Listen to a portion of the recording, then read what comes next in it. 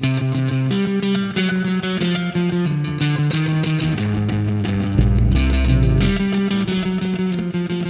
I'm Harry Bauer. I am the creator and director and editor of Fantastic Four audio comics.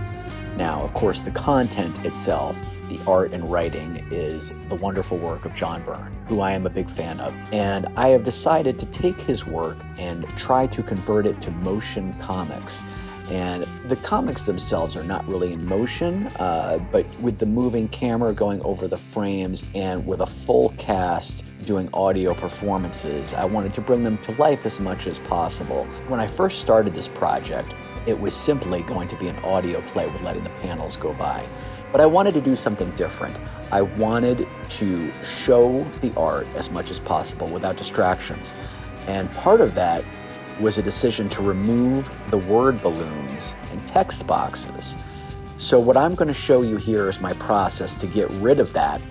And as I went along the way, I decided to do even more things and got more and more complex as I've gone along. So here I am preparing to do Fantastic Four 259. And so I'm showing you behind the scenes here of what goes in.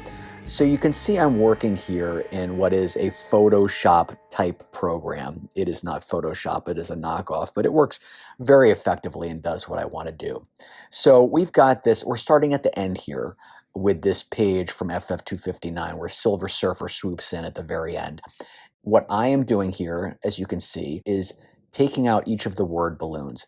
And what I am trying to do as well is be as faithful to John Byrne's art as possible. And what a key thing that I do is, and Photoshop has this and this imitation program has it as well, is a lasso tool to select key areas that I'm going to work in. And I find, for me, working this way, it really helps stick to John Byrne's style as much as I possibly can and not letting my line work come through, but more cascade off of the lines that he's already created.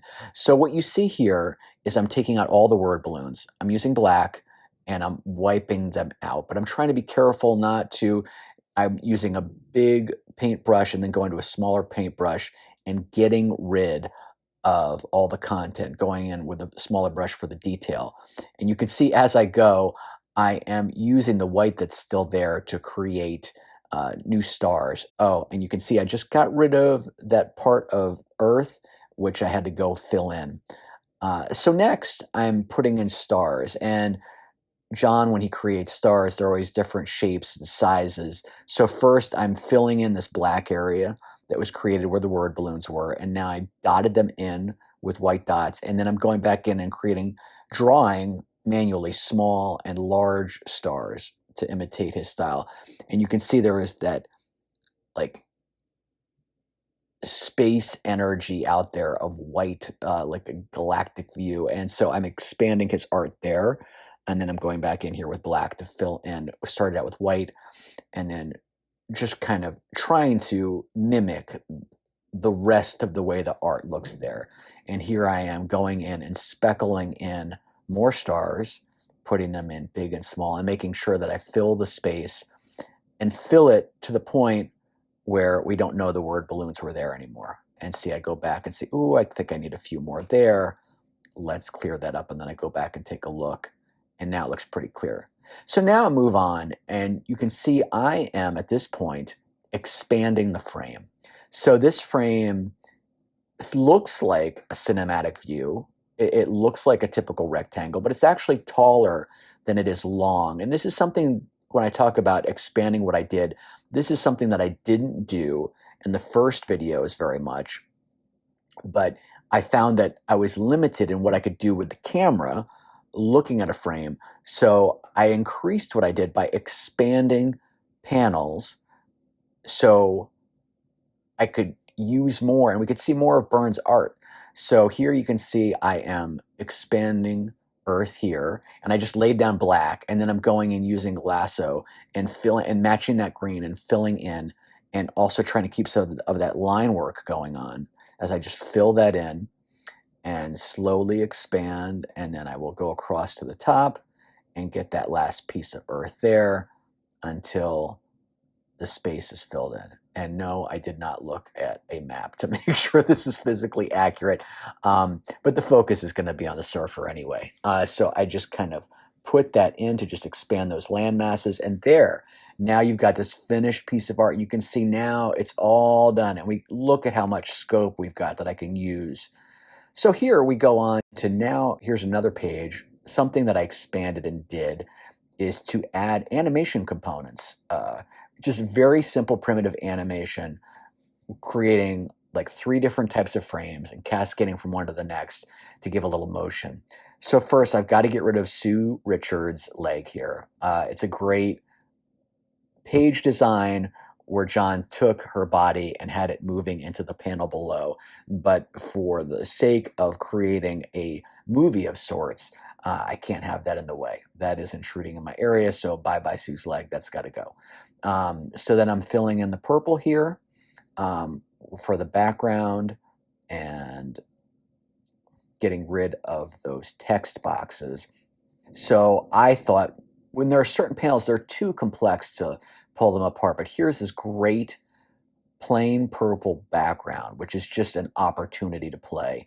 So I'm filling in, as you can see in between here, extending the wreckage that's been left behind, it's all in silhouette. So I'm connecting those 2 pieces. I'm going to fill this in here. But with such a clean background, it really creates the opportunity for a little animated effect to show Johnny getting blasted by Tyros as he pelts him with rock and earth. So I'm just filling in this area here. I got the detail here. Then I can go in with the big brush now and fill that in with black. Yes, and then there's a little section over here that I'm going to have to take care of. And I have, for these things, I've got the wonderful Aaron Todd Douglas doing the voice of Tyros, who is great. He's somebody, all of these people that are involved are people that I'm a Chicago-based actor, and they are people that I have either met in the Chicago theater scene or before Chicago, or I have met them as I've made my own small independent films. I've gone to a variety of film festivals and accumulated friends from those film festivals. So some of the talent are people that I've met that way. And so Aaron Todd Douglas is a guy that I did children's theater with before I moved to Chicago. He's super duper talented. And he was just, I knew he would be awesome for Tyros, and thrilled with what he's doing. And I can't wait to share what he's doing in 259, because I think he has even more fun in 259 than he did in the 258 Doctor Doom video. And I opened up the other files so I could look at the clean panel again to compare, to see where it was, to get an idea. So filling this in, some nice black space, some really rough hewn wreckage, like the way Byrne had created. And when I do any of these things, I am not trying to do artwork to call attention to what I'm doing, because Byrne is the master. I am just a humble artist trying to fill in the blanks. And so what I'm trying to do is just do stuff that finishes the frame, and that your eye is not pulled towards. I do not want to draw attention. I want the attention to be on his work. But I want it to be clean too. I want some detail to go into it, because it would certainly be distracting if there was just a big flat rectangle here. You'd be like, okay, what's that there for? So I do want to put in some detail work. You can see here that I thought that there was just a little too much big black. I needed to show some of the holes, like you can see off to the right, the area that he did with some of the background peeking through the wreckage. And so I just wanted to give some little hints of that, and then making that smaller, cleaning that up. And I'm pretty happy with that. So now I have to get rid of these boxes and all this text about Sue. Sue is performed by Elizabeth Klein, who is my wife, a great actress, and really easy to have her right here to perform for me. It makes it handy, especially when I read retakes or things touched up. She's right here. And Ben Grimm, who you can see his shoulder peeking through, is done by Greg Hardigan. who is an excellent Chicago actor, worked a lot extensively with an awesome theater company called The Hypocrites. And I brought him in to do Ben just because he's got a great, deep, rich voice. He sounds nothing like Ben when he talks normally, but he's got a rich, deep voice that I knew that if he put on uh, the New York, Brooklyn tough guy accent on top of it, that he could really knock it out of the park. And he sure did. I was thrilled. I knew he would do well. I did not know he would do that well. Okay, so in the meantime, here we go, and I'm filling in the black spaces. I laid all the brown down first to just kind of fill in that space, and then I'm going in and connecting the dots. And that's what a lot of this is. It's like a connect the dots game. So I'm just trying to make logical decisions that make sense, that seem to connect things. Okay, and now I'm in the process of saving this off as its own frame. It's complete now. There, now that I have a complete frame, I am going to want to change this completely. I've saved it off as one version. Now it's time to tear it apart. So I'm using the lasso tool to wrap around the section that I want to get rid of, which is Johnny and the rocks. And once I get this whole section highlighted, and then I am going to cut this. Boom, there, it's cut out. And then I'm going to paste it back into a different space. So I've opened up a new document because I'm going to be using this a couple times over. And so I want to keep this clean version. I am dropping him in, and this is basically where he ends up, but let's get him closer. And finding that nice midpoint. And that looks pretty good. So once I get him placed to show the progression, then I'm going to have to erase all this extra stuff.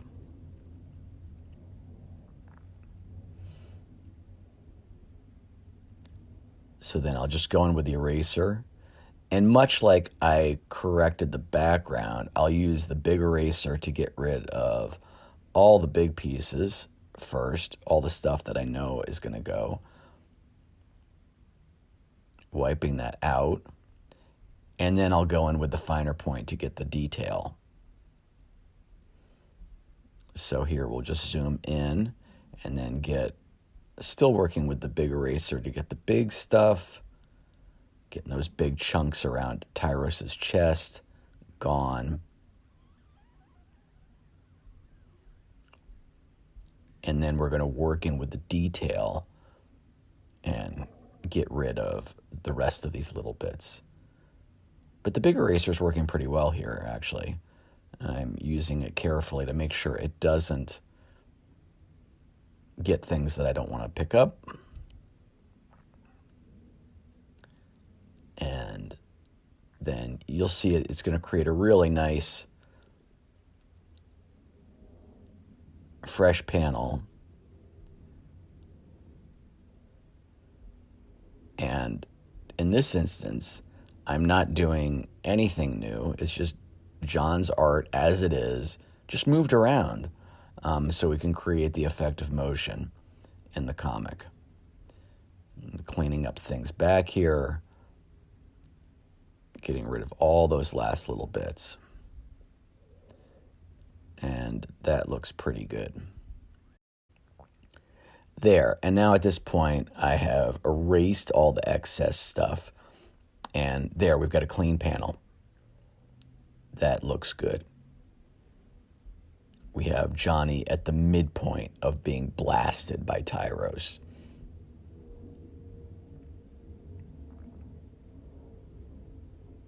And now it looks like I'm taking a nap, because sometimes I fall asleep at the computer.